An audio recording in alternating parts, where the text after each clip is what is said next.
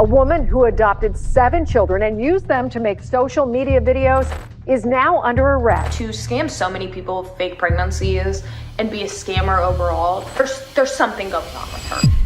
Millions watch family vloggers every day, but viewers don't see the lies, the arguments, the manipulation happening off camera. Today, we're exposing the most toxic family influencers on the internet. We're covering everything from spoiled kids to families who manipulated their children to parents who went to prison and cases that even involve murder. So guys, I am sick right now, but that is not gonna stop me from creating content for you guys. This video is going to be a crazy one. I'm Visual Venture and you are awesome. Alicia Doherty. At one time, Alicia Doherty was seen as a supermom. She filmed herself waking up at 5 a.m., making breakfast, packing lunches, and preparing dinner for her 12 children. People admired her, especially because 8 of her kids were adopted. She was even featured on TV, praised for giving these children a safe and loving home. Her channel, called The Doherty Dozen, amassed over 1.5 million subscribers. As viewers paid closer attention to her videos, their admiration for her slowly turned into anger. Every single event that they've ever done for the last 3-4 years has been on a camera. Every single birthday, every present opened, every Christmas, every single school event, everything. The first thing that upset viewers was how much Alicia shared about her kids, especially the private stuff. She had no problem revealing deeply personal details like their medical conditions, diagnoses, and personal struggles. This kind of oversharing left many wondering how her kids will cope later in life when their entire medical record is online for anyone to find. Viewers begged her to stop. But Alicia didn't just ignore the criticism, she made things worse. She released a video where she disclosed one of her adopted son's list of diagnoses all the way down to the traumatic homes he lived in. You put all of those evaluations together over the past 12 years, and that's his full list of diagnoses. Thousands of viewers complained on YouTube and Reddit. The top comments said, "What is she doing? How could any loving parent do this to their child? Is it because he's adopted? I wish TikTok would close her account. Our society is so messed up thanks to parents like her." It was clear people weren't inspired anymore. They were angry. But some thought they knew why Alicia was oversharing. She wanted to look good. They figured she was trying to paint herself as a heroic mom raising kids no one else wanted. In some videos, Alicia boasted how some of her children were deemed unadoptable. She called them trauma kids. She talked about how hard it was raising them.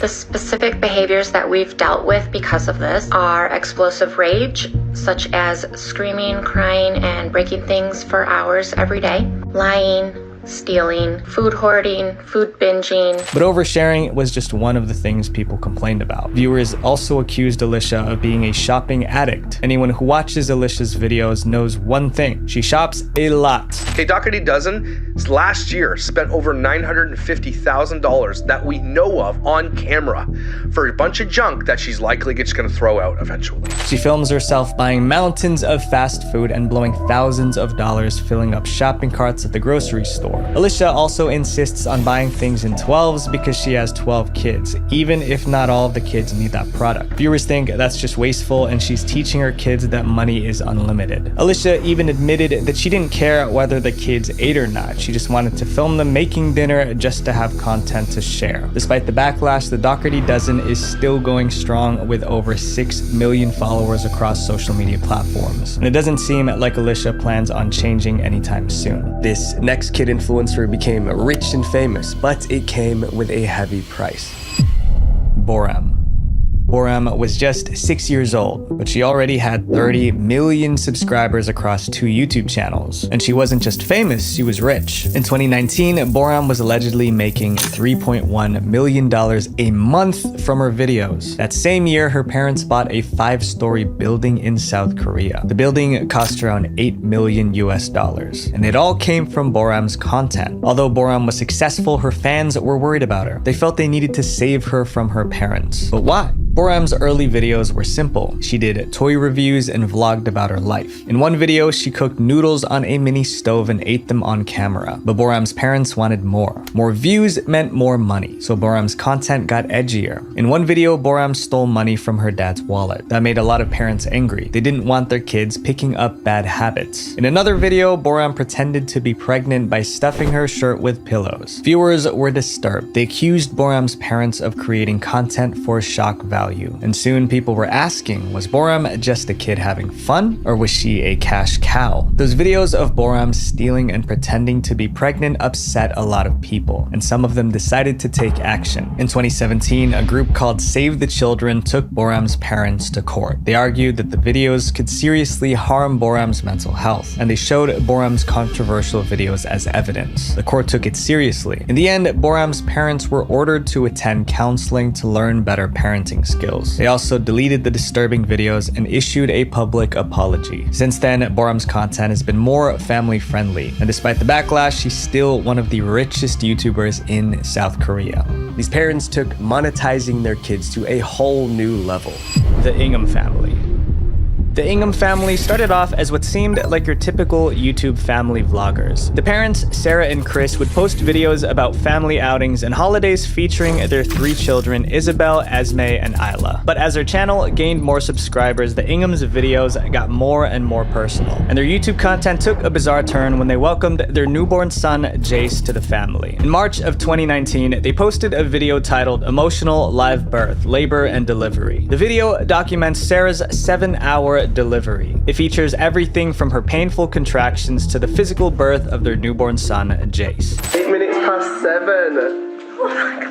On the 27th of March, 2019. The video currently has 1 million views, meaning that almost 1 million strangers have seen the most intimate time in any person's life, being born. And this is when things started to get creepy. At only 10 days old, the parents created an Instagram account for Jace. While most parents of newborns are focused on nap time and feeding, it seemed like Sarah and Chris are more concerned about Jace racking up followers on social media. From there, the Inghams used social media, mainly YouTube, to make money off of their newborn son. They did it in a creepy way. 4 months after Jace was born, the Ingham family posted a video on their channel titled, "We have a very special secret to tell. Huge announcement." In the video, the mom, Sarah, announced that they were now selling lifelike replica dolls of their newborn son, Jace. This was made to represent Jace when he was 2 weeks old, similar to the age in the photo that you will receive on the birth certificate if you buy one of these. The doll is so identical to Jace that it's hard to tell that it's even a doll. Here's a side-by-side image of the real baby Jace and the reborn baby Jace replica. The Ingham family began selling reborn baby Jace dolls on maryshortle.com. These limited edition Jace dolls were sold for hundreds of dollars a piece. One viewer commented on the Jace doll video saying, "Imagine the horror when you're old enough and realize your parents replicated you in a doll form. Highly creepy and inappropriate to sell your own child." The Inghams used their YouTube channel to promote the Jace doll. One of their videos included a caption saying, "Get your very own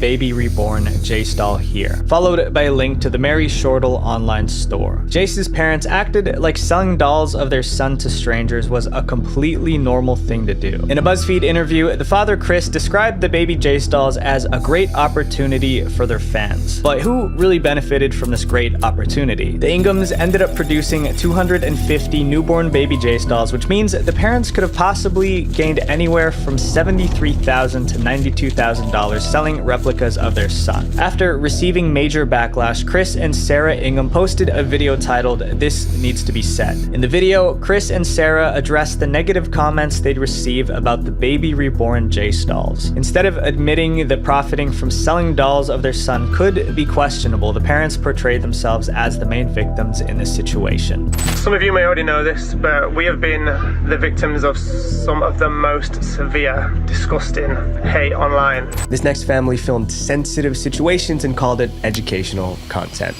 Fathering autism. When Asa Moss created the Fathering Autism YouTube channel, he thought people would love it. But the opposite happened. Many people hated it. It got so bad that angry viewers demanded that the channel be shut down. Knowing that Fathering Autism is a family vlog should be enough to set off alarm bells. The problems with Fathering Autism started from day one because it wasn't like other vlogs. The videos showed Asa, his wife, and their 2 kids going about their daily lives. But unlike most family channels, this one wasn't about the whole family. Every video focused on one person, Asa's daughter, Abby, who has autism. She is not autism. She is Abigail, enlightened. While I work to prepare her for the world, I will fight to prepare the world for her. I am an autism parent. That's why it's called Fathering Autism. The channel gave viewers an up-close look at what it's like raising a child with autism. There were titles like Autism Nighttime Routine and How a Girl with Autism Talks. So, nighttime routine for a 14-year-old girl with autism, nonverbal autism. Asa and his wife claimed their goal was to spread awareness about autism and help other families raising kids with the condition. It seemed like a good cause, but a lot of viewers didn't buy it. They believed Fathering Autism wasn't about spreading awareness, it was about making money off Abby's condition. For the past decade, they have spent their life turning their autistic daughter into content and using the platform they've grown off of exploiting their daughter to recruit people into a multi-level marketing company. One viewer was so alarmed they posted a desperate plea online begging people to step in. The title read, "YouTuber exploiting his severely autistic daughter, please help." The post laid it all out, showing how Asa and his wife were making money. What concerns me is that a lot of his supporters are vulnerable people who send him money via Patreon and all these other platforms. A lot of autistic people have commented about how they don't like what he's doing, and he basically tells them their opinions aren't relevant despite claiming to raise autism awareness. But this is just one of the many complaints. I do think that some of the things that they are doing likely are going to benefit their daughter, right? But in the end, we all know and we can all see through the fact that these people are just raking in bank to make big bucks, and they're using the daughter to do so. But for many critics, the biggest problem wasn't the money, it was something worse. Viewers started to notice a disturbing pattern. It seemed Abby was being pressured to make videos. You can tell wholeheartedly she doesn't like to be on camera. She tries to run. In many instances, Abby's body language showed that she was uncomfortable being filmed. She tried to pull away, but her parents kept recording anyway. Because of Abby's condition, she didn't fully understand what was happening, so she couldn't agree to being filmed. But they didn't keep making videos. They made some questionable ones. Soon, all I saw were clickbaity videos with shock value thumbnails and titles like "Autistic Girl Off Her Meds" and "Autism Pajamas and How to Stop Fecal Smearing." And if clickbait wasn't bad enough, they sometimes shared things that should have never been made public. Like the time they filmed the video about how autism affected Abby's bathroom habits. That kind of thing should always be private, but they put it online for the world to see. Viewers were furious. It began to feel like Asa was making a spectacle out of Abby, documenting her like an animal and putting her real life on blast for viewers to gaze upon like patrons at a zoo. As more and more people started calling out Fathering Autism, the backlash became impossible to ignore. Then in 2024, something unexpected happened. The Fathering Autism channel suddenly disappeared. People speculated about what happened. Some thought YouTube finally banned them after too many complaints. Others believed the Moss family took the channel down to stop the backlash. Some even thought that they were hacked and celebrated. But the celebration didn't last long. Soon, Fathering Autism was back with an explanation. So, we're back here. If you don't know, we got hacked. Our YouTube channel was hijacked. My Google account was hijacked. Whatever happened behind the scenes, one thing was clear. Fathering Autism wasn't going anywhere. This next child influencer did something that's not normal for her age. She became a model. Christina Pimenova. Christina Pimenova started modeling when she was just 3. By 6, she was working with luxury brands like Armani. By 8, she was on magazine covers. By 9, she had over 2.5 million followers on Facebook. And then she was given a title that followed her for years. She was called the world's most beautiful girl. But the more attention Christina got, the more concerned her fans became. The problem started when Christina's mom made a disturbing comment. She said Christina spends 4 to 5 hours a day training for gymnastics. That's more than most adults exercise. People started wondering if Christina was being pushed too hard. One mom posted a photo of her daughter dressed like Christina. At that point, it wasn't just about Christina. It was about the example she was setting. Then there was the title World's Most Beautiful Girl. To some people, that was just too much pressure for a 9-year-old. Just the whole title is too much for me to wrap my head around, let alone a 9-year-old. That's way too much of a title for a 9-year-old. And the fact that she's already being hailed as a supermodel, I think is pretty damaging. Even CBS ran a story on Christina. It was titled, "How Young is Too Young to Be a Supermodel?" But as more people complained, Christina's mom pushed back. To Christina's mom, the problem wasn't her daughter's modeling. It was the people complaining. She responded by saying Christina is just a little girl who's attracting a lot of attention. You must think like a creep in order to see something inappropriate in these pictures. But even if she didn't admit it, she made changes. Christina's outfits became more age appropriate. That was a sign that the complaints were heard. And eventually, Christina grew up. Today, she's 19 and still modeling. Things take a strange turn with this next family's channel. Taking clickbait too far. Meet the Prince family. The Prince family includes the mother Bianca, father Damien, and their 4 kids, DJ, Kyrie, Nova, and Ayla. Between their 2 YouTube channels, The Official Prince Family and The Prince Family Clubhouse, they have over 13 million subscribers, and their videos have reached a total of almost 1.2 billion views. Unlike typical YouTube family channels, the Prince family didn't become famous by only posting vlogs of family vacations or holidays. The parents, Bianca and Damien, gained their millions of followers by also posting skits that are supposed to teach parenting lessons. Sounds harmless, right? But when you look beneath the surface, it seems the videos aren't really about teaching good parenting. They're more about getting a lot of views by putting their sons DJ and Kyrie in compromising situations. On January of 2022, the Prince family posted a video titled "Parents Break Up in Front of Boys They Instantly Regret It" on their channel. The video begins with a father Damien refusing to play with his 2 sons, DJ, who is 8, and Kyrie, who is 6, which then escalates into their parents getting into a fight while their sons listen in. What you don't have is time to spend with your kids. Why are you so mad? Why am I always on your phone? From there, things continue to get worse. At one point, Bianca sits DJ and Kyrie down and tells them that their father doesn't want to spend time with them. Even though this is all an act, the disappointment on the boys' faces appears very real. After featuring increasingly intense fights that take place in front of Kyrie and DJ, Bianca packs a suitcase and threatens to leave. What is you doing? What does it look like I'm doing? You going somewhere? I'm packing up and leaving, and I'm taking the kids with me. All of this eventually leads up to Bianca and Damien attempting to make up in a sweet and happy moment, but the fighting seemed to take a toll on their kids. In a weird twist, the video ends with a quote on screen that reads, "Be a good example for your kids. They look up to you more than you realize." Although the message for parents is good, the way the Prince family presents it is bizarre. No child wants to witness their parents breaking up in front of their eyes, even if the breakup is part of an act. The video currently has over 1.3 million views, so I guess the Prince family's goal to get as many views as possible was a success. But they've been getting a lot of backlash, and on top of this, they take things further. If you scroll through the Prince family's channel, you'll see an endless amount of creepy clickbait. The Prince family is notorious for using titles and thumbnails as clickbait in their videos, and they've been accused multiple times of taking this tactic too far. YouTuber Ethan Klein took a deep dive into the Prince family's creepy clickbait on his podcast H3. This is how he describes it. Most horrific clickbait on their kids that I've ever seen.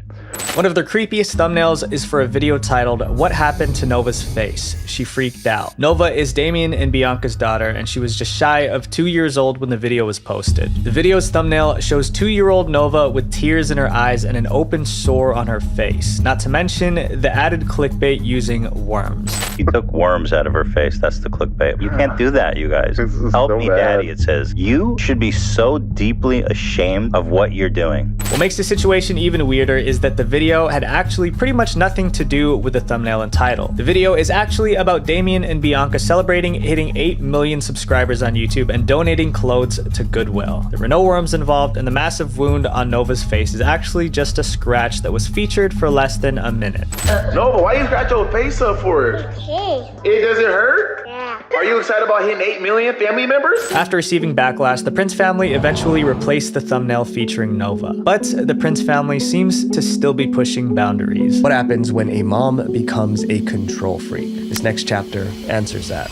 Venus Angelic, the living doll. Imagine going your entire life without having any control over it. You couldn't decide what clothes to wear or how to style your hair. Someone else made those choices for you, and you had to pretend you loved it in front of thousands of people. Well, that was what every day was like for Venus Angelic. the living doll. At just 15 years old, Venus Angelic became an internet sensation. With her doll-like looks and preppy persona, she quickly became a fan favorite on YouTube for being a real-life doll. Venus had started her YouTube channel at just 12 years old with her mother, Margaret. Although the two were originally from Switzerland, they shared a love for Japanese culture. They would eat Japanese food, engage in Japanese traditions, and partake in the latest Japanese fashion and beauty trends. Venus's channel featured content reflecting this Japanese Lolita lifestyle with videos like makeup tutorials and dancing to Japanese songs. On March 2nd, 2012, Venus posted the video How to Look Like a Doll, and it went instantly viral. She shot to social media stardom just 3 years into her career. Overwhelmed by her daughter's sudden fame, Venus's mom Margaret pulled Venus out of public school and began homeschooling her for her safety.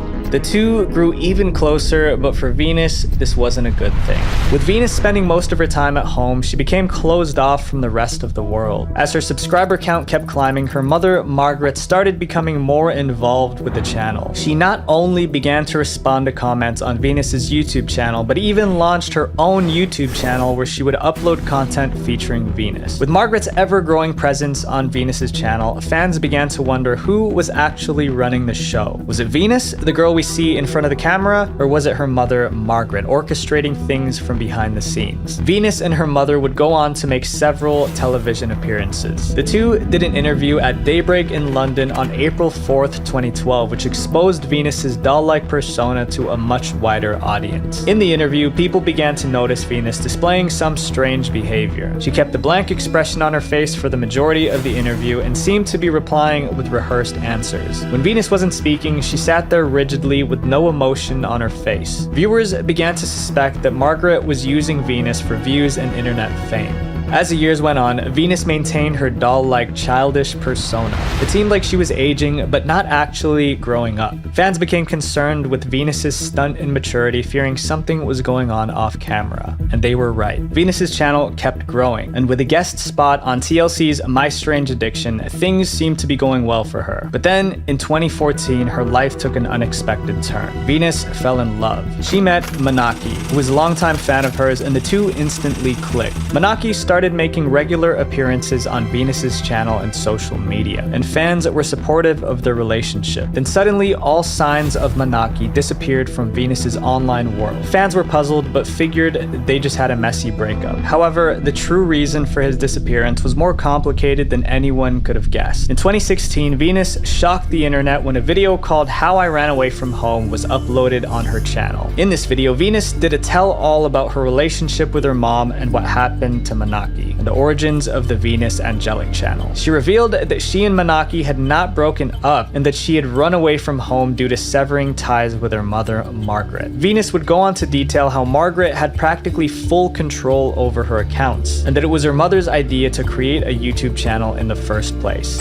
A couple of things that have bothered me since the past few years include I didn't like that my mom posted on my social media in my name things which I would never say. Since Venus was young, Margaret would force her to act like a doll on camera to rake in views, likes, and subscribers. Venus had little to no say in what was posted. It was her mother pulling the strings behind the Venus Angelic brand. Venus also said that it was hard to say no to her mother because whenever she tried, her mother would use emotional tactics to make her comply. I couldn't just say no because if I say no or that is a bad idea, then she will get really depressed. Venus ended the video by assuring her viewers that she changed all her passwords, making sure her mother could no longer access her account. Now, for the first time, Venus was the true owner of her social media presence. Margaret, Venus's mother, fired back with her own video titled A Venus Angelic Marriage Story. In it, she dropped a bombshell. Venus and Manaki were actually married. The video was supposed to explain her side of things, but it quickly spiraled into something more as she explained her distaste for Manaki. The situation escalated as the video went on, leaving viewers even more conflicted. I came home from the party. I took a picture of the two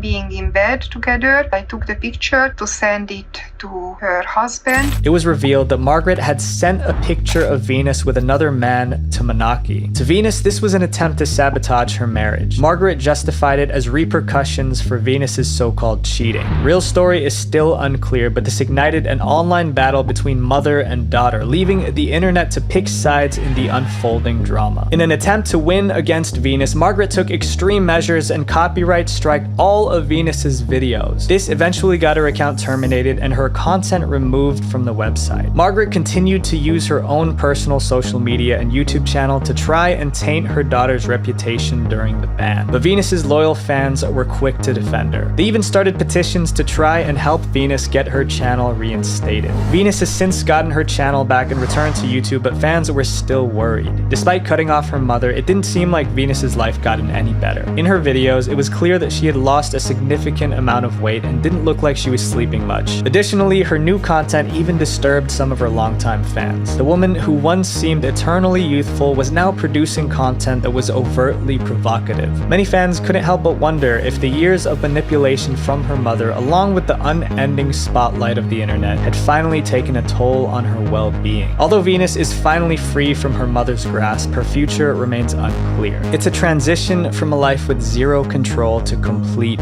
freedom. How does one go from having every decision made for them to having to do it all by yourself? Only time will tell. This next family was accused of adopting a kid just to get views. Adopting a kid for clout. Before we get into this case, I want to point out that some of the information is only alleged. A lot of people believe Micah is guilty, but she's always denied the accusations against her. With 4 kids, a devoted husband, and almost 200,000 subscribers, Micah Stouffer was living the suburban dream. She was a stay-at-home mom turned content creator. She got her start on YouTube by making videos of her cleaning the house and doing home makeovers. Her husband, James Stouffer, was also a YouTuber. His channel, Stouffer Garage, currently has over 1.3 million subscribers and 200 million views. By early 2017, Micah and James were successful YouTubers, but they always wanted more. More views, more subscribers, and of course, more money. That's when they did something that skyrocketed their YouTube views. In October 2017, Micah posted a video called Huxley's Emotional Adoption Video, and it went viral instantly. In the video, Micah showed the whole process of adopting a 2-year-old boy from China who they named Huxley. He became the newest member of their family, joining their 4 biological kids. Just weeks after uploading the video, it racked up 5.5 million views, making it the most watched video on Micah's channel. Viewers were hooked on Huxley's adoption story. To capitalize on this attention, Micah and James started a new channel called The Stouffer Life, where they posted updates about their adopted son and other family-related content. The channel was an instant success. The channel grew from 80,000 to 131,000 subscribers in just that month alone. In addition, their monthly average views went from 200,000 to 2.5 million. It was obvious that Huxley was the real reason for their high views. So Micah started using him to farm likes and increase her subscriber count. If you are on my channel and you are here for the Huxley content, give this video a thumbs up. Every thumbnail included Huxley's face, every video title used his name, and she used him to secure multiple sponsorship deals. Eventually, Huxley became one of the most beloved kids on YouTube. Although things looked good on screen, trouble was brewing behind the scenes. In June 2020, Micah and James posted a video sharing devastating news. Huxley was no longer with them. The last couple months have been like the hardest thing I could have ever imagined choosing to do. After coming to the US, Huxley was diagnosed with several health problems, including autism and a brain tumor. Micah and James said they consulted many doctors about how best to care for him. According to them, every doctor told them Huxley needed a different environment. So they decided the best thing to do was to rehome him and place him with another family.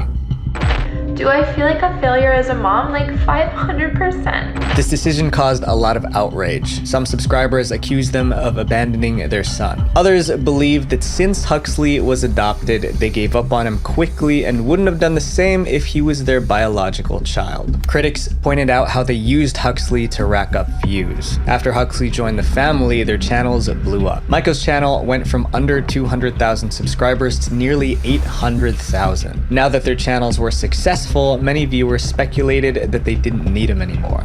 Huxley in particular brought so much viewership to their channel. He's kind of the new moneymaker for Micah. After the video went viral, people started digging into the Stouffer family's past. They found Micah's Facebook posts in adoption groups where she asked questions about Huxley. Some of these posts made it seem like rehoming him was more of a choice than a necessity.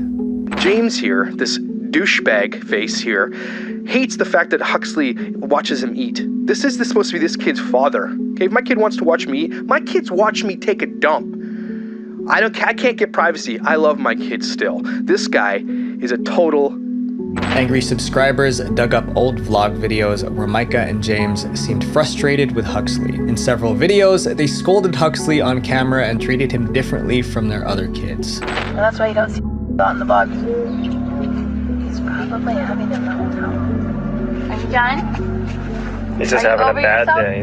There were some examples that really stood out. Micah often criticized Huxley for sucking his thumb, but her feelings about thumb sucking seemed to change when it came to her biological kids. Viewers discovered an old Instagram post from Micah where she praised one of her biological daughters for sucking her thumb. In the post, she thought it was super cute and she said she never wanted her to stop. This was pretty surprising, especially since Huxley was shamed for doing the same thing. The adopted son was also shown with duct tape on his thumb in a different video. But when her older daughter was sucking on her thumb in 2015, Micah said she hoped her daughter never stopped. I hope she never stops sucking her thumb. There were also vlogs where Micah talked about cutting back on money and resources they spent on Huxley's care. In one clip, she mentioned looking for a cheaper therapy for him while wearing what looked like a $6,000 Cartier bracelet. I'm excited to see what happens. We're gonna go to a different speech therapist.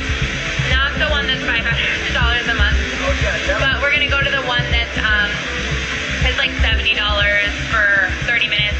And he starts preschool too, so you'll get therapy there, so it'll all work out. These videos raised concerns about Micah's parenting, making fans worry that Huxley might be mistreated when the cameras weren't rolling. People were so upset that they called the local sheriff to complain. After this controversy, YouTube suspended all of Micah and James's channels. An investigation was launched to ensure Huxley was safe. Huxley now lives with a new family and has changed his name. Micah's personal channel and the Stauffer Life channel were permanently deleted, while James still continues to make videos. Most child influencers go viral for being cute. This one went viral for being unbearable. Lil Tay. I'm sure you guys have heard of this influencer. When Lil Tay showed up on the internet in 2018, a lot of people didn't like her. Yo, what's up? I'm Lil Tay, the youngest flexer of the century. Lil Tay was annoying for two big reasons. First, she made videos bragging about how rich she was. She flaunted cash, fancy cars, and mansions. Second, she mocked people who worked hard but weren't as rich as her. I got a $350,000 chain. Y'all haven't seen this in your lives. I'm richer than all y'all broke haters. Y'all grown men hating on me because y'all broke and jealous. And the crazy part was Lil Tay was only 9. Her annoying videos made her famous. In a few months, she got 1.2 million followers on Instagram. But behind all the flexing, Lil Tay was hiding an explosive secret, and it was about to come out. In May 2018, a video leaked online. It showed Lil Tay's older brother feeding her lines and telling her how to act. Lil Tay be popping on YouTube right now.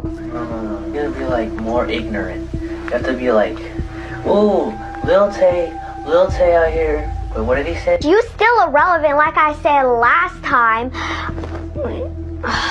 That's when people realized the truth. Lil Tay wasn't a kid acting out. She was being coached. Lil Tay's mom was in on it too. The internet found out that Lil Tay's mom was a real estate agent. She used her boss's mansions and luxury cars in Lil Tay's videos. The wealth Lil Tay flaunted wasn't hers. It was borrowed. Once the truth got out, people were furious. Not just because Lil Tay tried to fool them, but because her mom and older brother were using her for clout. After the scandal, Lil Tay's Instagram was wiped clean. We have a code red. Lil Tay has deleted everything. It's all gone. Lil Tay's gone. I mean, she's there, but all the posts are deleted. All the videos are deleted. At that point, Lil Tay's absentee dad came in to save her. In an interview, he said, "I do not think a 10-year-old girl should be put in those situations and made to drop out of school so that she can make money for other people." He filed for custody and won. Lil Tay went to live with her dad and vanished from the internet. Everyone thought her influencer days were over. But a few years later, they heard about Lil Tay again. But it was tragic news. In August 2023, this message appeared on Lil Tay's Instagram. "It is with heavy hearts that we share the devastating news of our beloved Claire's sudden and tragic passing." Lil Tay's real name was Claire, and the news spread fast. Lil Tay's loved ones are mourning the loss of an internet sensation. The teen rapper, whose real name is Claire Hope and who rose to fame online in 2018, has passed away. She was only 14, but things didn't add up. The city authorities had no record of her passing, no death certificate, no police report, nothing. Also, the day after Lil Tay's passing, a Lil Tay crypto coin was launched. Then out of nowhere, Lil Tay popped up on Instagram. She was alive, and she told the world what really happened. My account was hacked and they had to help me get it back. And the man that did it was my own deadbeat absentee father. Lil Tay claimed her dad hacked her Instagram and faked her death. Also, he could promote a Lil Tay crypto coin. So this was his last resort. And the next day, he launched, alongside some other frauds, he launched a crypto coin attached to the Lil Tay name. She said more disturbing things about her dad. He started a court case to silence me so I could not speak on what was happening and so he could take control over my money. The spotlight was on Lil Tay again, so she tried to make a comeback by dropping a music video. But it didn't stick. After 2 weeks, the buzz died, and the internet moved on. Today, Lil Tay is almost 18. Hopefully, her days as a child influencer won't mess up the rest of her life. This next family deleted years of videos overnight. The Saccone Jolies. The Saccone Jolies were once called Europe's most successful family vlogging channel. They seem to have the perfect life with over 1.6 million subscribers and millions of dollars made from YouTube. But the things they did to stay on top didn't just bring them fame. They made them one of the most hated family influencers ever. Jonathan and Anna Saccone Jolie started their YouTube channel in 2009, back when family vlogging wasn't even mainstream. Over the years, they had 4 kids, and every single one of them was born into the spotlight. From the moment their children entered the world, almost everything was filmed. Their first steps, their first words, their first birthday parties, even their doctor visits were all posted for millions to see. Over 12 years, they uploaded thousands of videos, turning their everyday lives into entertainment for the internet. Millions watched, and though they enjoyed the content, they also complained. People were asking if the kids were old enough to agree to be filmed. At one point, Jonathan and Anna asked their children if they were okay with being in the videos. Their response wasn't positive. Do you like being in the videos? You don't mind, do you? You think it's okay that mommy and daddy make videos every day? No. Every second day? No. But even after hearing that, Jonathan and Anna kept putting the kids online. And then the videos got even more personal. One of their kids, Edie, seemed to want to transition from a boy to a girl. Obviously, that's a deeply personal thing, but instead of keeping it private, the Saccone Jolies announced it on YouTube. Viewers assumed that would be the end of it, but it wasn't. The Saccone Jolies turned Edie's transition into a whole series of videos. Tell the truth now. Do you want to be a boy? No. How do you know? Because it's boring stuff and most of the boys play football and stuff. There were many saying Edie's parents were even convincing Edie that he was a girl. The backlash was massive. But over time, just as people were getting used to the transition videos, they noticed something else, something that made them angrier. The transition videos started feeling staged. Scenes seemed carefully planned, almost like they were designed to spark engagement and go viral. The reason that this TikTok is interesting to me is because there are many other recent videos showing this child wearing jeans. So it was obviously orchestrated for the video. People started questioning the family's true intentions. Slowly, the trust between them and their audience began to fade. But the transition videos were just one controversy on a long list. Viewers were uncomfortable with how the kids were dressed in certain videos. Others were furious that Jonathan and Anna used cold showers as punishment. Then there was the issue of fan mail. The Saccone Jolies allowed their viewers, complete strangers, to send gifts and letters to their kids. Obviously, this came with serious risks. Then in 2022, Jonathan and Anna dropped the bombshell. They announced that they were deleting every single YouTube video they ever posted. More than 10 years worth of content, thousands of videos. It was headline news. But why? Jonathan and Anna said the internet was different now, and they no longer wanted their kids' lives to be put out there for everyone to see. Jonathan's exact words were, "I love my children more than I love my YouTube videos. I just want to give them an opportunity to curate their own life story on the internet." But it wasn't just about protecting the kids. Jonathan also admitted that years of vlogging has taken a serious toll on his mental health. But despite their dramatic announcement, the Saccone Jolies YouTube channel still has videos. It's unclear whether they deleted everything or quietly re-uploaded some of their content. Whatever the case, the Saccone Jolies are still very much on the internet. This next case wasn't just disturbing, it was criminal. Jalea. Jalea was just 7 when she and her siblings started appearing on the YouTube channel CJ So Cool. They made pranks, vlogs, and family content. The man behind the channel was CJ, Jalea's stepdad. CJ's brand was being the wild, unpredictable dad who pranked the kids. But some of CJ's pranks didn't seem funny. They felt mean. In one 2016 video, CJ secretly mixed laxatives into his kids' ice cream. After eating it, they held their stomachs in discomfort. While they complained, CJ just laughed. He filmed the whole thing like it was a joke. The prank was so absurd that it made headlines. But the other videos got worse. In another video, CJ convinced his wife that their kids were kidnapped. Obviously, she freaked out. But while she screamed, CJ filmed it as content. In a different prank, he made her believe one of the kids passed away in a swimming pool. The pranks were extreme, but they got views. However, not everything on the channel was this extreme. CJ also posted fun family vlogs, and Jalea appeared in these happy videos. We got Jade up in the house looking fresh in the babe stars and the threes. What's up, man? How was school? Did you get in a fight? What happened? Any more arguments? Then in 2022, the family fell apart. CJ and his partner split, and it was a messy breakup. In the end, CJ's partner left with their kids, including Jalea. Viewers thought that was the end of the story, but 2 years later, Jalea came forward with serious allegations. Anyone who saw the channel saw Jalea and CJ together. Remember, CJ was her stepdad, but their bond seemed natural, like a father and daughter. That's why her accusations were so shocking. Jalea said CJ acted inappropriately toward her when she was younger. To back up her claims, Jalea shared disturbing entries from her personal diary. When that day comes and I see him in the casket, I promise you I'll be crying. The tears of joy, all of my anger, sadness, and hate for that man will always stay with me though, till the day I die.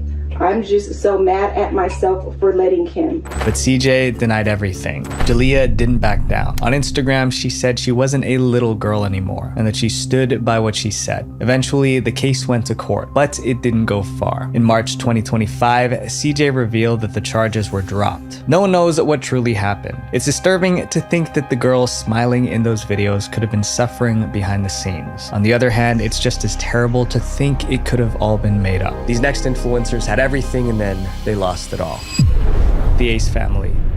They've been called YouTube's fakest family, and it's not hard to see why. The Ace family channel revolves around Austin McBroom, his wife Catherine, and their 3 kids, Elle, Aliyah, and Steele. They're called the Ace family because of the first letters of their names, Austin, Catherine, and Elle. If you are new to this channel, make sure you hit that subscribe button and join the family. With over 18 million subscribers, their channel is packed with vlogs, pranks, and picture-perfect family moments. But although they are popular, the Ace family has faced a ton of backlash for the content they create. For starters, some viewers hated how much the Ace family flaunted their wealth. Almost every video felt like a commercial for how rich they were. They flaunted expensive gifts, designer clothes, and luxury vacations. And when that wasn't enough, they took out a high-interest loan to buy a $10 million mansion just to flex. It felt like they were telling their fans that happiness only comes from having a perfect materialistic life. But when people weren't calling them out for flaunting their wealth, they were accusing the Ace family of deceiving viewers. On August 16th, 2018, the Ace family uploaded a video claiming their home was robbed while they were away at Disneyland. Austin McBroom filmed the shattered windows and claimed some of his wife's designer handbags were missing. He even recorded the police arriving to inspect the scene. At first, viewers felt bad for them. Then a suspicious receipt surfaced online. It showed that the Ace family paid a group of actor cops to film a video with them.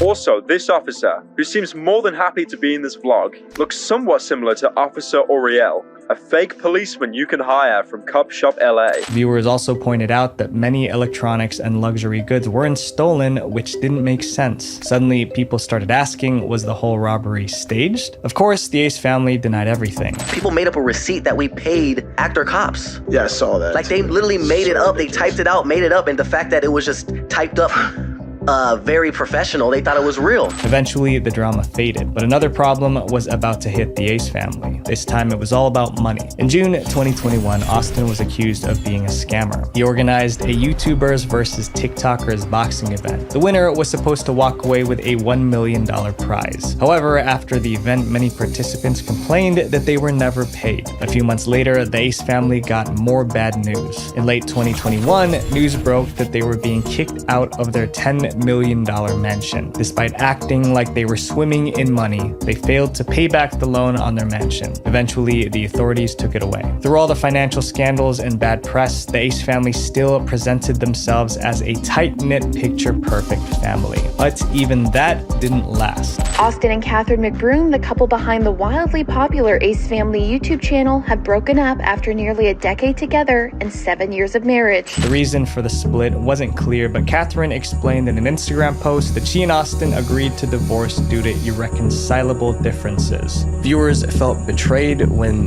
the next family's tragedy started to look staged. The fake pregnancy.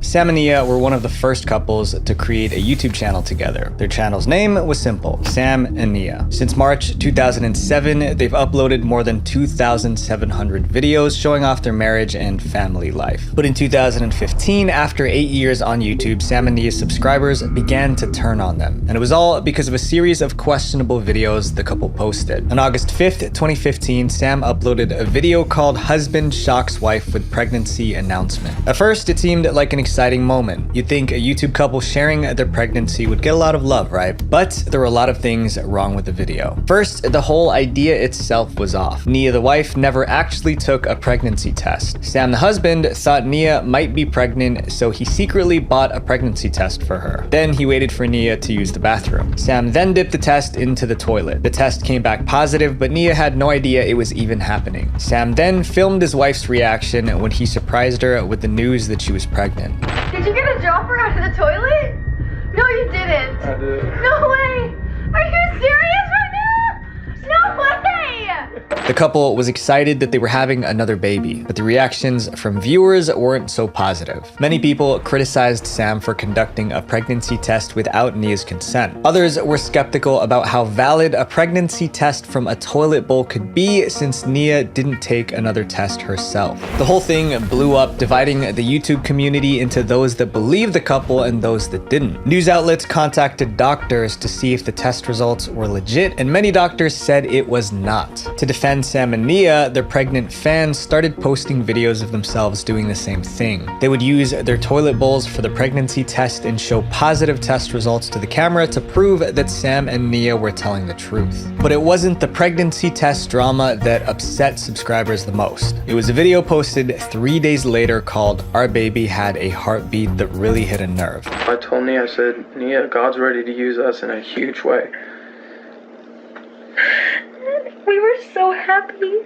Just days after the pregnancy announcement video, Sam and Nia shared a heartbreaking update. Their baby was gone. The couple cried as they revealed that they lost their baby. But instead of triggering sympathy, this video only made subscribers angrier. Their problem was that Sam and Nia didn't visit a doctor about the pregnancy or the miscarriage. The couple chose to only consult each other, with Sam saying that he could handle everything since he was a nurse. Their behavior was unusual and subscribers began to distrust the couple. Right after the alleged miscarriage, Sam and Nia started making their daily vlogs again, but they weren't behaving like a couple who just lost a baby. On the contrary, they did things that made subscribers suspect that the miscarriage and pregnancy were both faked. For example, the next day after the miscarriage announcement, they posted a video taking their kids to Legoland. But instead of paying at the gate, Sam and Nia wanted to get in for free because of their recent viral videos. When that didn't work, Sam complained. He wants to leverage our viralness, our virality, to get into Legoland. I don't think it's right.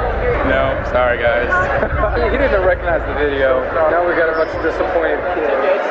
Instead of taking time to mourn their loss, the couple was trying to get special treatment as YouTube stars. In the same video, Sam announced that he was quitting his job as a nurse to do YouTube full-time. With all these announcements, one after the other, the public suspected that all of this was calculated so that they could boost the Sam and Nia channel. Sam was quitting his job, which meant that they would lose their main income. However, if their YouTube videos went viral, they could support themselves entirely through YouTube. What was the easiest way to achieve virality? Create a sob story. And things kept getting worse. When BuzzFeed called Sam's workplace to ask if he quit, they said he didn't. According to the employment records, Sam still worked as a nurse in the hospital. Whether that was due to delayed paperwork or because Sam lied, no one knew. Either way, it looked like Sam deceived his subscribers, hurting his credibility even more. But this was nothing compared to the scandal that was coming next. In July 2015, Ashley Madison, a dating website for extramarital affairs, was hacked. This website was made specifically for married couples to secretly cheat on their spouses. 3 months later, the hackers released the name of tens of millions of people with an Ashley Madison account. Sam's name was on that list. If you want to learn more about the Ashley Madison hack, you can check out my other video where I cover it in detail. Sam made a video addressing the scandal.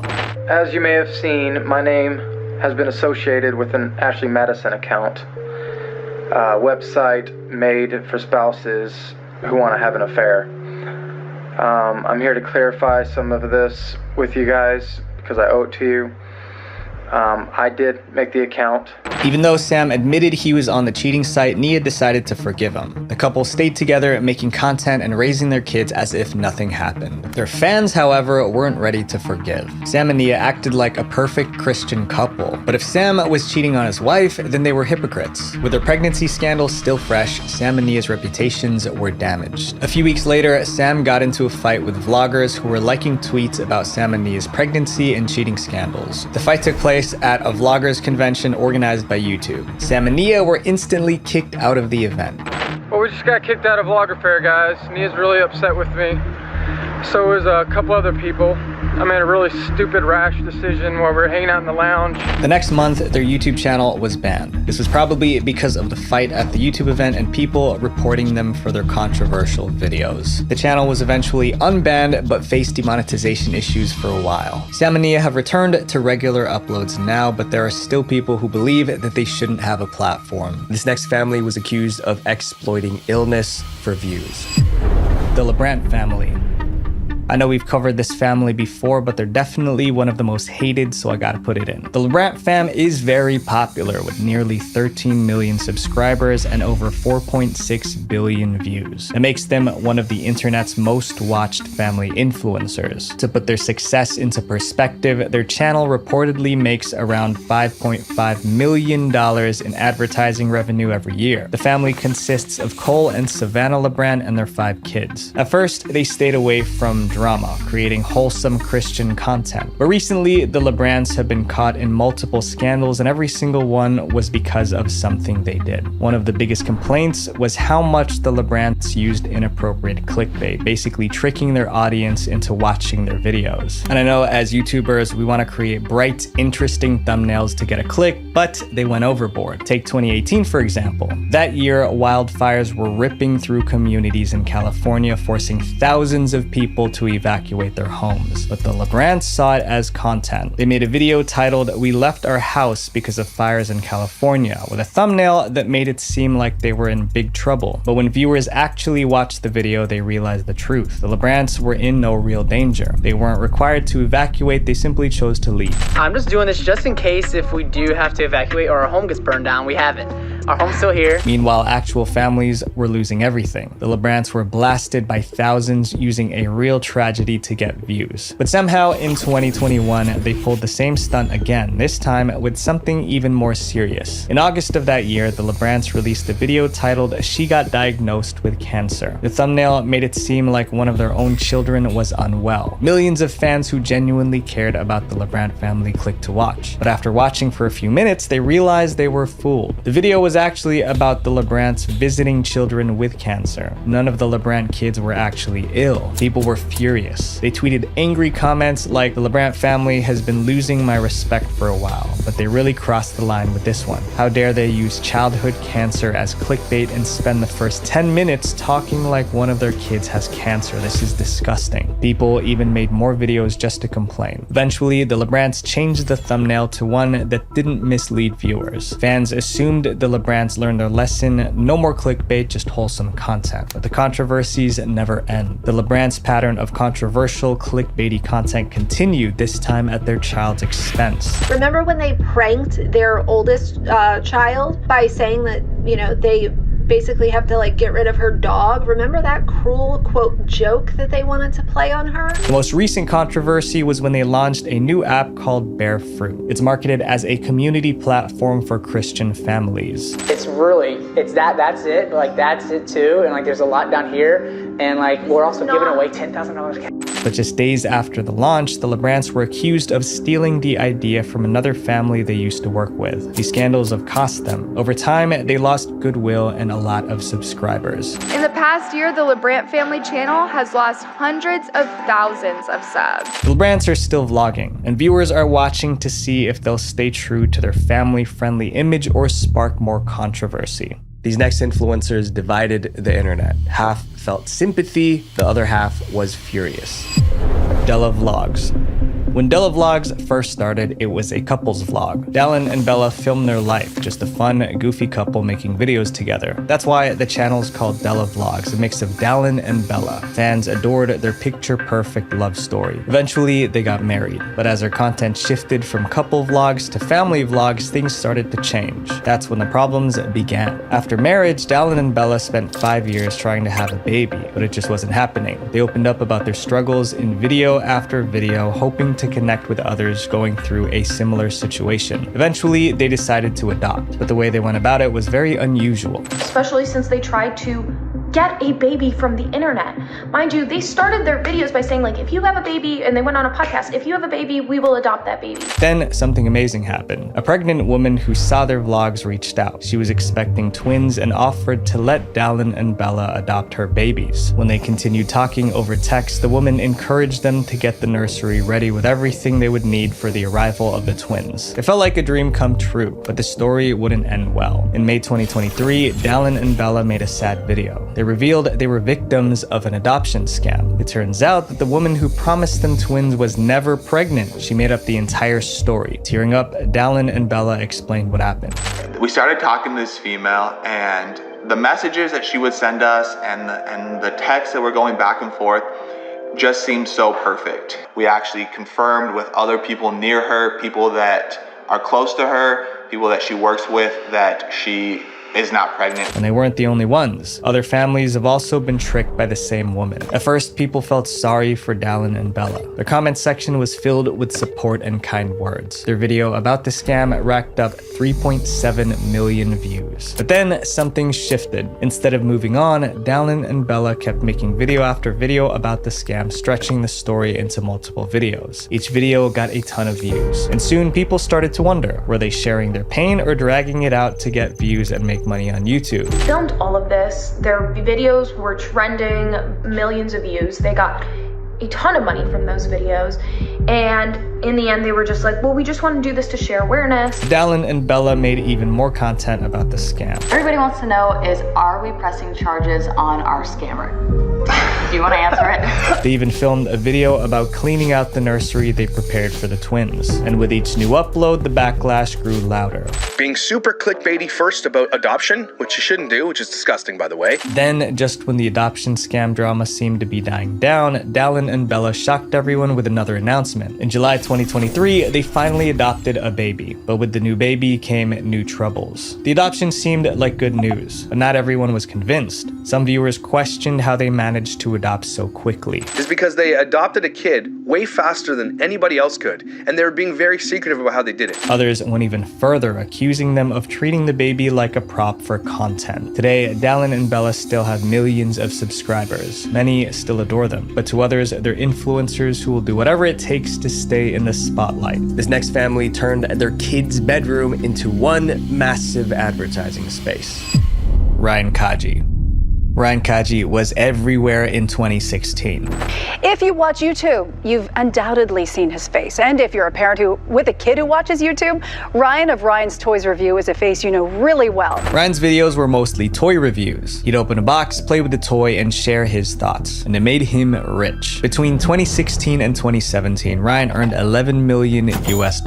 Then in 2018, 19, and 20, he became the highest paid YouTuber 3 years in a row. In just those 3 3 years, he allegedly made $77.5 million. Ryan looked like a kid playing with toys on camera, but behind the scenes, Ryan was carrying a burden viewers couldn't see. Ryan started making YouTube videos in 2015 when he was just 3. His mom quit her job as a teacher to run the channel full-time. The channel was a hit, but as views increased, so did the pressure. By 2018, Ryan wasn't just a kid opening toys, he was the face of a global brand. It's funny sometimes when I see myself like at the store on the shelf. I see like Ryan here, Ryan here, Ryan here, Ryan here. His parents signed deals to put his face all over a ton of merch. There were Ryan Toys backpacks, cereal, and even toothpaste. Success meant Ryan was working all the time. This was real hard work. He had to film videos, memorize scripts, meet with sponsors, and more. He was doing the kind of work adult influencers do. But Ryan was still just a kid. Then after all that work, something happened that put Ryan's entire channel in danger. Since millions of kids were watching Ryan, big toy brands wanted in. They paid to have their toys featured in his unboxing videos. But nobody told the viewers watching. Ryan would unbox a toy and talk about how amazing it was. But in reality, he was being paid to do that. In 2019, a group called Truth in Advertising figured out what was going on. They realized that 90% of Ryan's videos had some kind of paid promotion. That meant 9 out of 10 videos were ads disguised as playtime. The group filed a complaint with the Federal Trade Commission. Ryan's family was in big trouble now. Ryan Toys Review is being investigated by the Federal Trade Commission, who's accused the channel, specifically Ryan's parents, of subjecting preschoolers to ads disguised as toy reviews. But they weren't just going after Ryan. Since the channel was on YouTube, the Federal Trade Commission also sued YouTube and Google for $170 million. It was a giant mess. To make sure this never happened again, YouTube made some major changes. And now YouTube is spinning out YouTube Kids, a separate app, which will have much more strict policies around ads, what kind of ads can go in, how they're displayed, how that's all monitored. YouTube moved all kids content to YouTube Kids, and they added stricter rules around advertising. Ryan's World is still one of the biggest channels on YouTube, but it cost Ryan his childhood, because while most kids were just playing with toys, Ryan spent his childhood selling them. This next channel became so controversial that the producer ended up in handcuffs. 7 Supergirls, the reality of child stars. Have you ever wondered what it would be like if you grew up famous? A life where you're adored by millions. It's something many kids today have daydreamed about. But as we often learn, appearances can be deceiving, especially when it comes to child stars. And 7 Supergirls is a prime example of how you really never know what's happening behind the scenes. Back in 2008, there was a collaboration channel called 7 Awesome Kids that started gaining traction on YouTube. The channel featured videos made by young girls showing off their everyday routines, acting in skits, and making weekly themed videos. It was a fresh concept on YouTube at the time, and the channel quickly blew up. To capitalize off this momentum, 7 Awesome Kids began launching spin-off channels. Each new channel targeted a specific age group of viewers and had its own dedicated team of girls producing videos. The youngest content creators were just 9 years old, and as soon as they turned 18, they had to resign. 7 Awesome Kids evolved from a single YouTube channel into a full-fledged brand with 7 different channels under its umbrella. Amassing a combined total of over 16 million subscribers, these channels were a force to be reckoned with. One of these channels was 7 Supergirls, which targeted the tweens demographic, which is from ages 8 to 12. 7 Supergirls soared in popularity by serving up content that young girls could easily relate to. The channel not only amassed over 9 million subscribers, but also became a magnet for fan admiration. Many of their young audience idolized the girls featured on the channel, making it one of the crown jewels in the 7 Awesome Kids empire. While all the youthful faces on screen led viewers to think that it was all just lighthearted fun, the reality it was far different. Behind the scenes, an organized team of adults carried out a strict system to hold everything together. Emily Jade, who was a former 7 Supergirls member, gave a breakdown of the entire process. The girls would have to audition for a spot on one of the channels. If they passed, they were required to prepare 1 video per week that would be posted on their designated upload day. The parents would help the girls film the videos, which were then sent to the manager for approval. approval before upload. The 7 channels were ranked from least popular to most popular, with 7 Supergirls being at the top. The girls had to work their way up and grow their fan bases in hopes of having a shot at being on 7 Supergirls. As the girls moved to higher ranking channels, they became subject to stricter rules. Emily had started at the bottom in 2014 on the lowest ranking channel, 7 Twinkling Tweens, which had practically 0 rules. Getting moved to another channel in the 7 Awesome Kids network felt like getting a promotion. Although you had more perks, like a bigger fan base, you also had way more responsibilities. After being bumped to 7 Cool Tweens, Emily found that she had to follow a stricter content creation process. So I got on 7 Cool Tweens, and I think there was a few rules there. I remember you had to wear summer outfits in all of your videos, even like when it was middle of winter. The management dictated how the girls would dress, where they would film, and how they would film. The rules were precise. Skirts had to meet a certain length requirement, some scenes required full body shots, and detailed guidelines had to be followed while filming, or there would be serious consequences. And like if you did a shot like this, for example, in like for an outro and intro, you would literally be in so much trouble. Your video would not be sponsored, and you'd get threatened to be moved down rankings on the channel. By the time she got to the coveted 7 Supergirls, the experience lost its excitement. The management team took their rules extremely seriously, especially with their most popular channel. Even though some of the girls were reaching their late teens, they were still told to act and appear childish. Several girls shared stories about how they weren't allowed to wear makeup, had to dress a certain way, or even act according to what they were told. On top of that, the manager even dictated the girls' friendships. Kaylin, a popular member of Super 7 Girls, revealed that the manager assigned each of the girls a best friend. These pairings were strictly enforced. The girls weren't allowed to be seen alone with any other member who wasn't their officially designated best friend.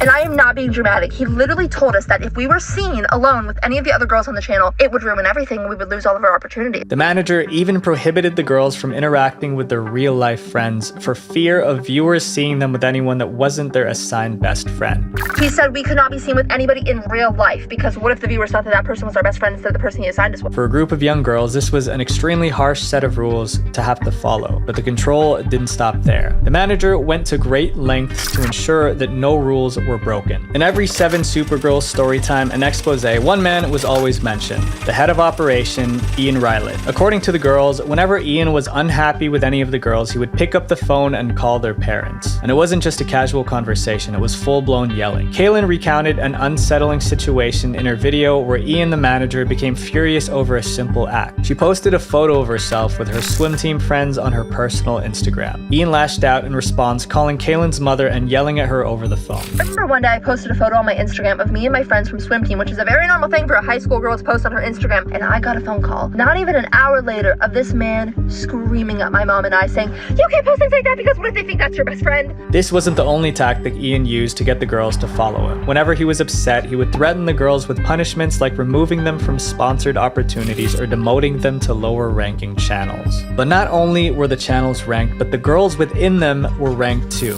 Every week or something, they would have a list of rankings from literally every single person on every Sax channel. I mean, there's like 1 to like 100 or something. It would like rank you based on like how well your videos are doing view-wise. To top it all off, Brianna Mott, a former member of both 7 Perfect Angels and 7 Supergirls, revealed that during a trip to Anaheim, California, the girls were given sponsored bikinis to wear. However, before they could even step out to the planned events, they were required to send approval photos of themselves in the bikinis to the management team. Getting manager approval was a standard practice in all of the 7 Awesome Kids channels, but this time, the reason behind the photos will shock you. And I recently found out that there actually weren't any sponsors, clothing sponsors in that matter, the entire time that I was on at least, but for the past 3 years as well. And he would have everybody send approval photos to him. They had to be high quality. You had to send them into him, and he said that he would send them into the sponsors. It turns out those were just for his personal gain. Ian was not only a stern manager, he was a creep. On August 17th, 2018, in a jolting turn of events, Ian Rylett was arrested for the mistreatment of one of the girls involved in the channel. YouTube immediately demonetized all of the 7 Awesome Kids channels in response. The saga finally came to an end less than a year later on March 12, 2019, when YouTube took the drastic step of terminating all the 7 Awesome Kids channels. The arrest and shutdown of the channels marked a grim but necessary conclusion in this world of young YouTube stars. These next influencers love pranking pranking their kids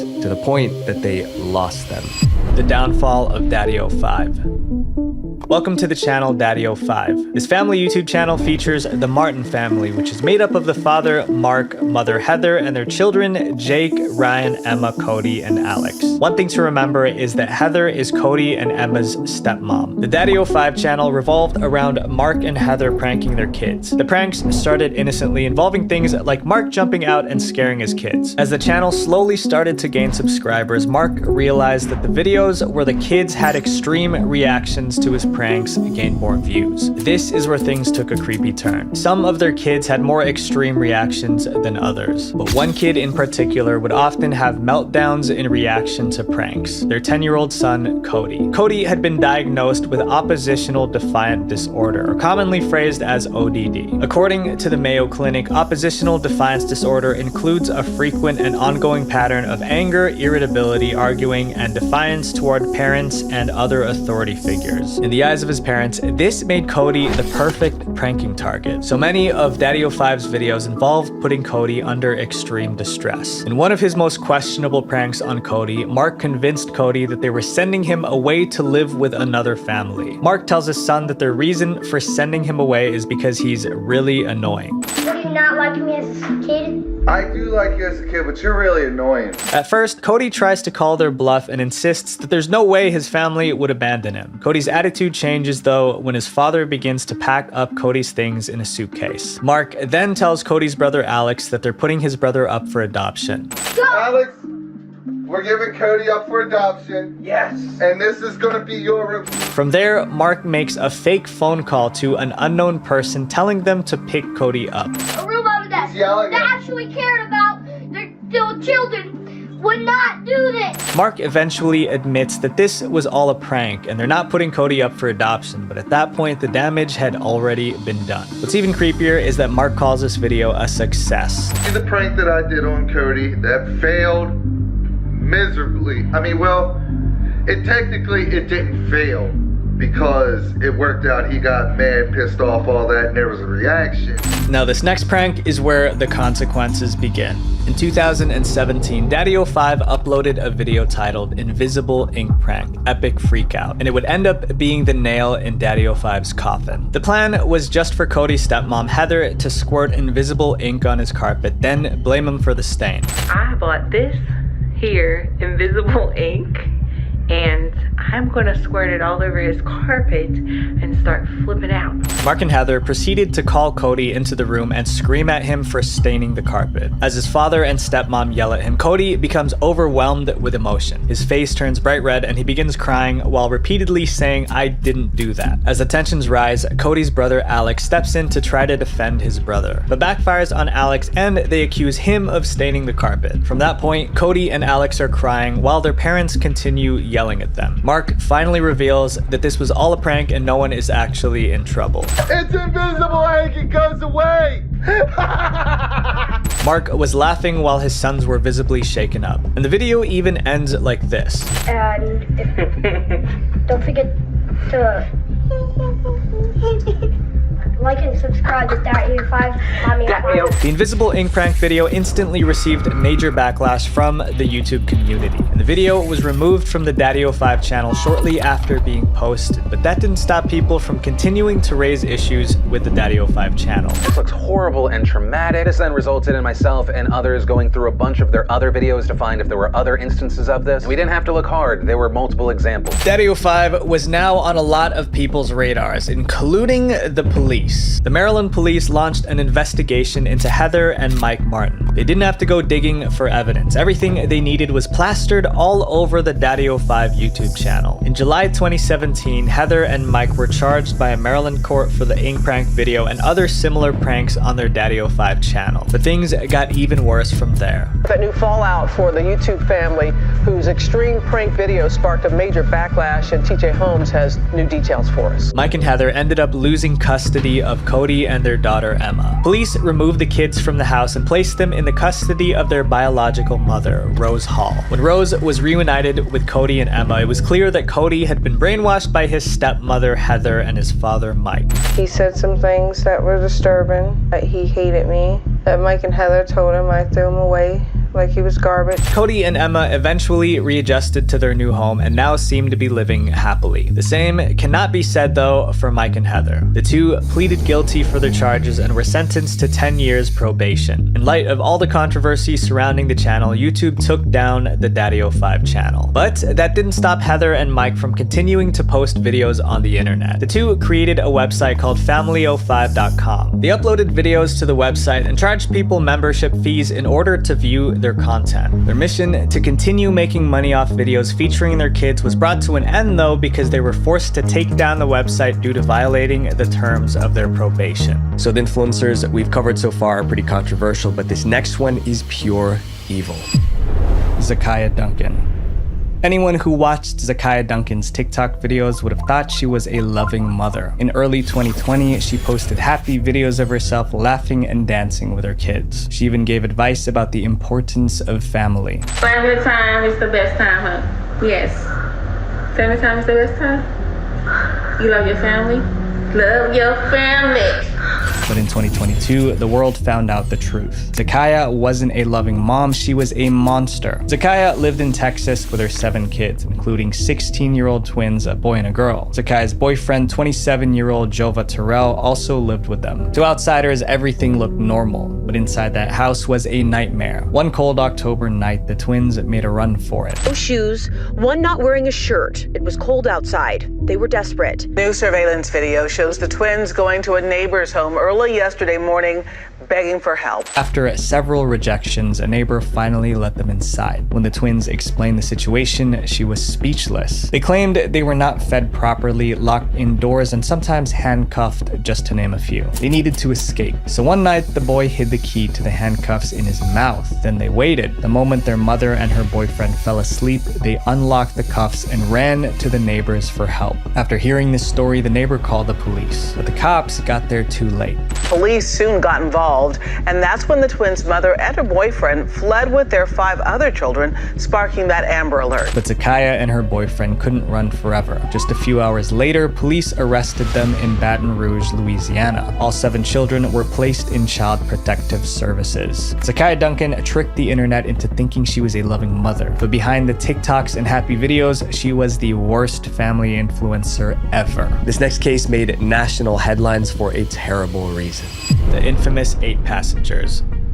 You might have already heard of 8 Passengers and their controversies. 8 Passengers is a family YouTube channel that was created in 2015 by Ruby Frank. Ruby posted vlogs featuring her husband Kevin and their 6 kids, Sherry, Chad, Abby, Julie, Russell, and Eve. On the surface, 8 Passengers seemed pretty innocent. Ruby mainly posted vlogs discussing parenting and marriage. The only downside to giving your kids a flip phone is I swear I have to remember how to work it every time I go through it. At first, Ruby seemed pretty relatable. She posted honest videos about the struggles that come with being a wife and a mom to 6 kids. The 8 Passengers channel even had a following of roughly 2 million subscribers. But when you look below the surface of this relatable mommy vlogger, you'll find some of the creepiest family dynamics on YouTube. As 8 Passengers rose to YouTube fame, viewers began pointing out some of Ruby's questionable parenting methods. And the more you look at the 8 Passengers videos, it becomes clear that Ruby wasn't just a mother, she was a dictator. Ruby ruled her household with an iron fist, and she went to bizarre methods to discipline her children. One of 8 Passengers' most controversial videos involves Ruby's oldest son, Chad, explaining his most recent punishment.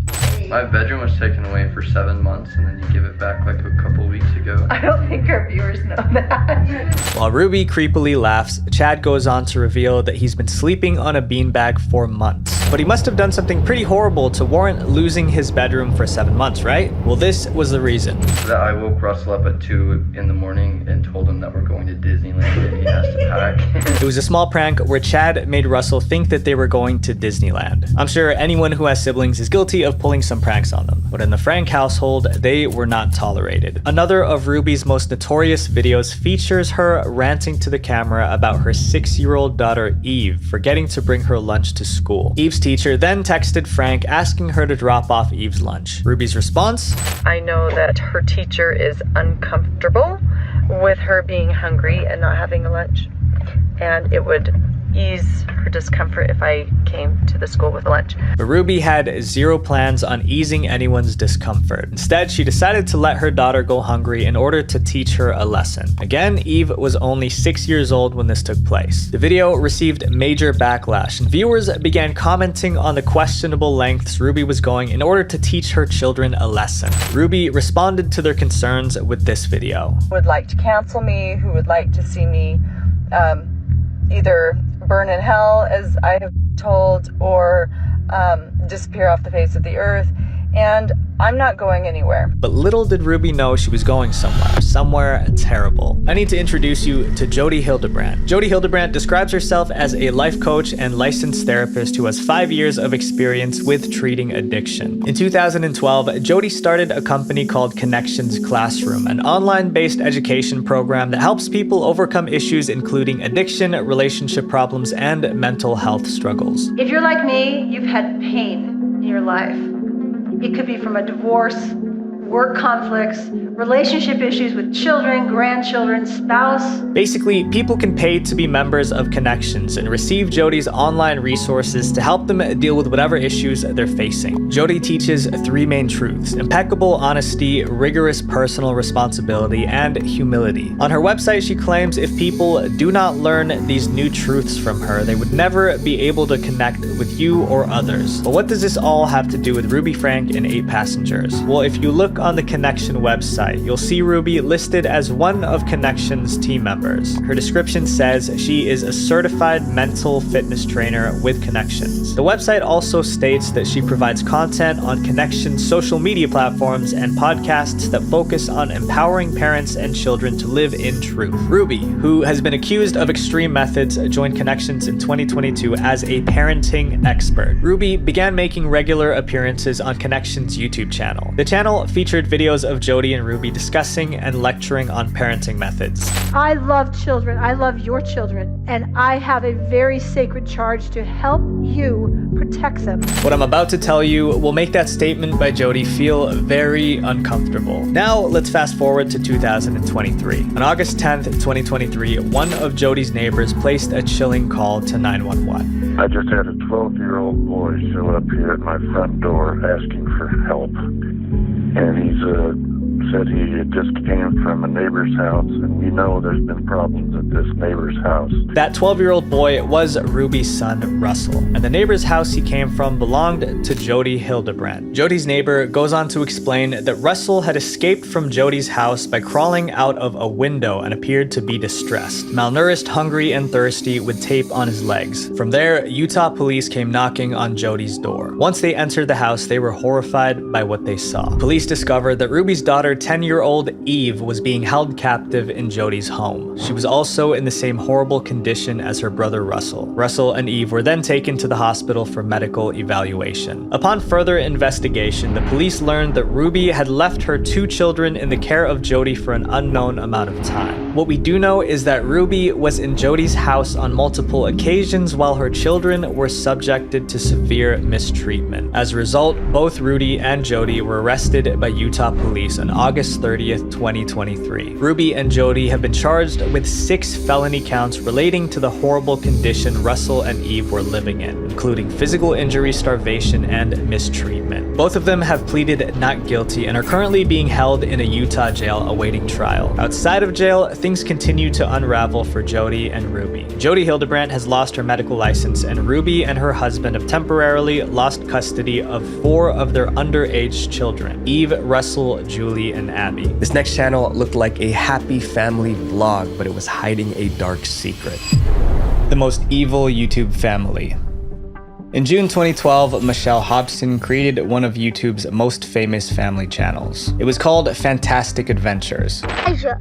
And I'm Summer, and we're from Fantastic Adventures. Michelle was no ordinary mom. She was a suburban mom with 7 adopted kids, and she made videos documenting her family's daily life. People enjoyed watching the family's fun interactions, and by 2019, their channel Fantastic Adventures had 800,000 subscribers and 350 million views. As Michelle got more subscribers on YouTube, she started making a lot of money. Like many influencers who suddenly get rich, Michelle became obsessed with maintaining maintaining her newfound wealth. But in doing so, she went from a caring mom to a monster. Michelle ran a tight ship to make sure the channel kept making money. She knew her kids were the reason for the channel's success, so she pulled them out of school to film more videos. Like other YouTubers, Michelle started using scripts and rehearsals to perfect her content. Her kids had to memorize their lines and perform them just right. But like most kids, sometimes they didn't feel like doing it. When that happened, Michelle wasn't just strict, she was cruel. Instead of giving them breaks or encouraging them, Michelle took a much harsher approach. If her kids refused to film or messed up a line, she would punish them. This included skipping meals, ice baths, or even using pepper spray. She also didn't give them enough attention.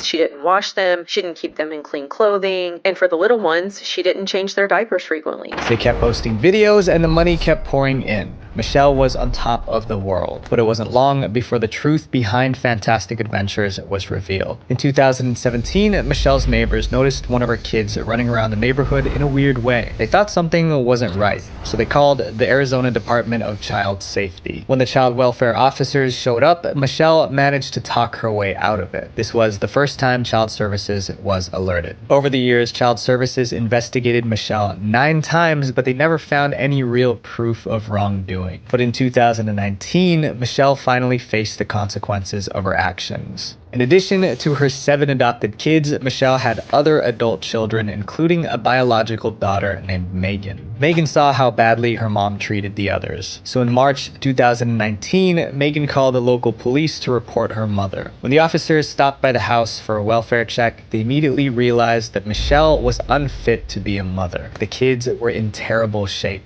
Michelle was arrested and charged with 30 felony counts of mistreatment.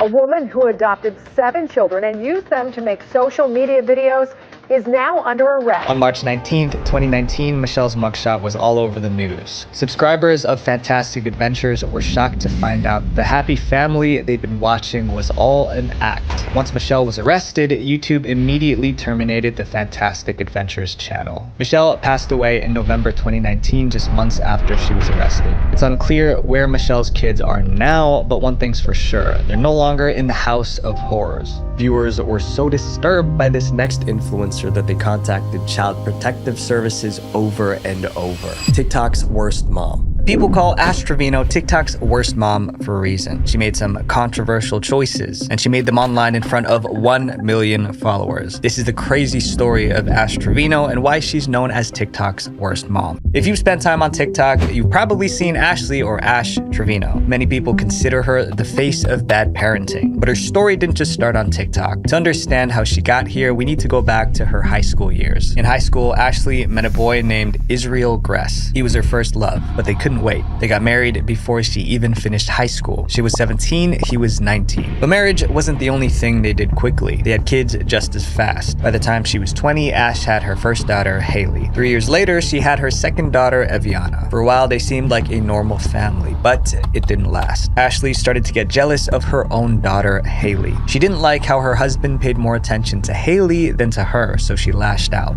I used to pull her by the hair because I was so mad at her. Like, I feel like he loved her more than he loved me, and so, like, I took my anger out on her. After 9 rocky years, Ash and Israel split. Their divorce was final in 2017. Ash was now a single mom with 2 kids, and she was free to do whatever she wanted. She even bragged on Instagram saying she was going to do me and focus on herself. Not long after, she joined TikTok. That was in 2019, about 2 years after her divorce. But her videos weren't just about being a single mom. Some of the things she said and did were seriously controversial. Ash talked a lot about her love life on TikTok. One thing she always said was that she had a thing for bad boys. And then, as I got older, I just had this thing to be with somebody incarcerated. Like, I don't know, I liked bad boys, okay? Still, people were shocked when Ash started dating men who were already in prison. Her first prison romance was with a man named Isaiah Gonzalez. He was in jail for aggravated robbery and taking someone's life. Ash and Isaiah began writing letters. Then she married him. while he was still behind bars. But their wedding was strange. Since Isaiah was in jail, Ash stood alone at the altar holding a photo of him. Unfortunately, their marriage wasn't smooth. Ash claimed Isaiah stopped talking to her. Eventually, they split up, and she had to go through another divorce. But Ash didn't give up. She got involved with another prisoner. This time, she married Noe Lopez Trevino. This wedding was the same as before. Ash was alone at the altar because Noe was behind bars. She even wore a shirt that said, "Just married, Noe and Ash." Once again, that marriage didn't last. Less than a year later, she went on TikTok to announce their split. Guys, I am officially divorced. Officially divorced. Yep. Ash kept dating inmates. The more she did, the more famous she got on TikTok. It became part of her brand. She even bragged about how many inmates she's been with. To be honest. Yeah, be honest, completely honest. I would say like 50 to 75. 50 to 75?! And if she got bored with one, she simply moved on to the next. Like every other month, I would talk to another inmate just because I didn't find myself attracted to the one I was talking to. So I would find another one to run. Soon, Ash got a nickname on TikTok. People started calling her the inmate hopper. Instead of being embarrassed, she owned it. I'm an inmate hopper, of course I am. And guess what? If your boyfriend was in prison, I'd take him too, baby. Obviously, it isn't easy to date someone in jail, and when the romances fall apart, Ash went live on TikTok and aired all the drama. One of her messiest fights was with an inmate named Jesse. Jesse was in jail for having an illegal pew-pew. He was also a member of a dangerous gang. Ash started dating him while he was still locked up. When he got out, she threw him a party at a hotel. She decorated the room with hearts and roses. Then she went on TikTok and called Jesse her husband. I don't need a tattoo to symbolize what I am to my husband. However, their relationship didn't last. Jesse dumped her not long after getting out. Ash was upset. She went live on TikTok cussing Jesse out over the phone. Nah, don't even say all that. Don't even say all that, bro. Like, F you. Don't call me no more. Move on. But viewers were starting to worry because some of the men Ash dated weren't just inmates. They had violent criminal records. One of the most dangerous men Ash dated was Francisco. He was in prison for taking the lives of 2 females. One victim was almost the same age as Ash's daughter, but Ash dated Francisco anyway, and she didn't hide it. She showed him off on TikTok. Sometimes she even put him on speakerphone during her live streams. When people warned her about his crimes, Ash defended him. Guys, he's innocent, and I don't care what y'all say, what y'all think, he's innocent. And y'all are gonna see that. But viewers weren't just worried about Francisco. They were worried about Ash bringing these criminals around her kids. At first, Ash denied it. My kids have never been around any of the inmates that I talked to.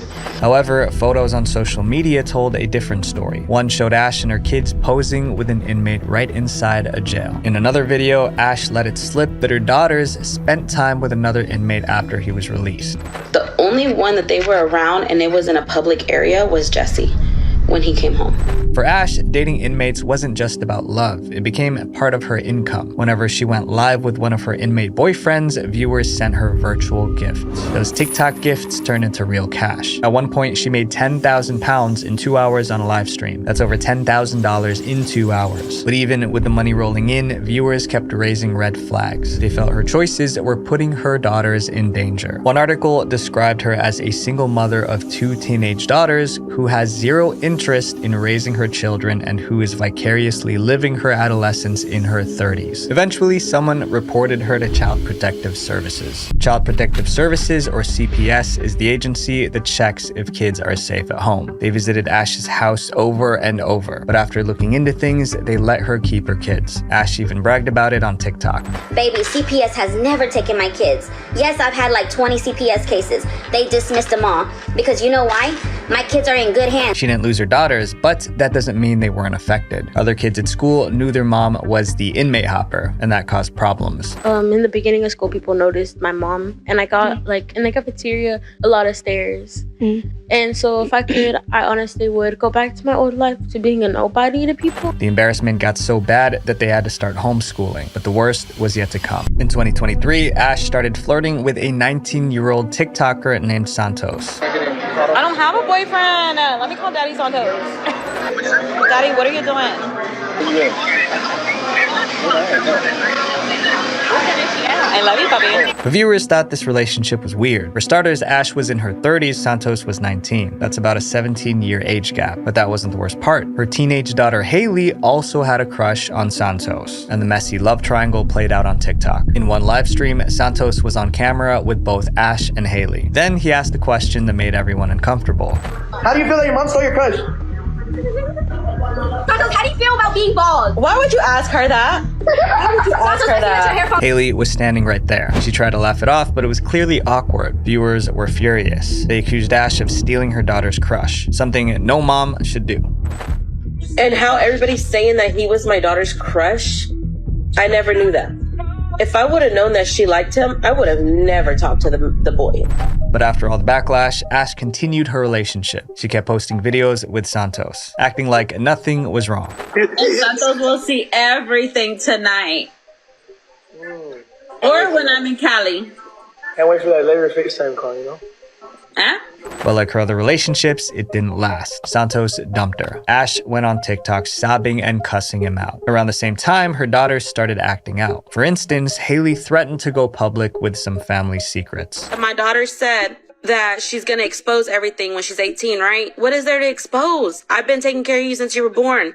What are you gonna expose? And Ash's younger daughter, Eviana, got her nose pierced without permission. She was just 13. Ash's followers saw it all because she was still posting everything online. But that was about to change because some angry viewers wanted to kick her off TikTok. Usually, the internet just watches drama happen, but Ash's parenting was so controversial that people took action. It started with a petition on change.org. This is a website where people can collect signatures for causes they care about. The petition was called Ban Ash Trevino from TikTok Permanently. One part of it read, Trevino has built a notorious reputation for her neglectful behavior toward her own children. This goes against the community guidelines set by TikTok, which state that content that harms the online community or individual's experience are not allowed on the app. The petition spread fast. In a few days, it got over 30,000 signatures. Now it has over 140,000. The movement didn't stop there. TikTok users created the hashtag #UnfollowAsh. As the petition and hashtag grew, Ash started losing followers. At first, she acted like it didn't matter.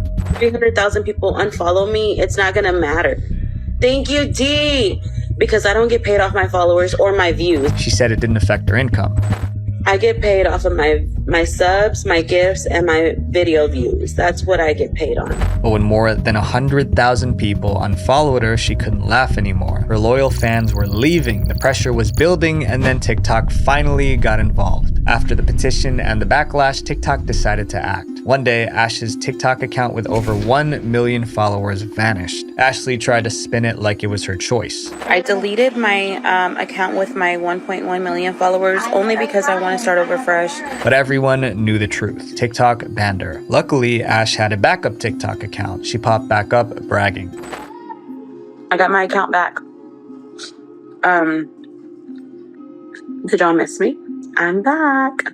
But TikTok wanted her gone, so they hunted her backup accounts and shut them down. Ash tried to stay on TikTok by making new accounts. One got 33,000 followers before they took it down. Another didn't even reach 400 before it disappeared. Each time, TikTok shut her down faster and faster. Ash couldn't keep up. In one of her last videos, she cracked. For once, the tough girl act was gone. Now, Ash's TikTok career is practically over. Her accounts are banned. TikTok hasn't provided an official reason, but for now, it seems there's no way back for Ash Trevino, at least on TikTok. Family vlogging was supposed to capture memories, but somewhere along the way, it became about capturing money. My friends, your clicks have power, so make sure they're going to influencers who do the right things. Visual Venture. Well, I hope you guys enjoyed this mega deep dive into toxic family influencers. Make sure you guys subscribe because I'll be making more long videos like this one really soon. But for now, I got a ton of dark internet documentaries to watch right now if you click right here. Love you guys. Peace.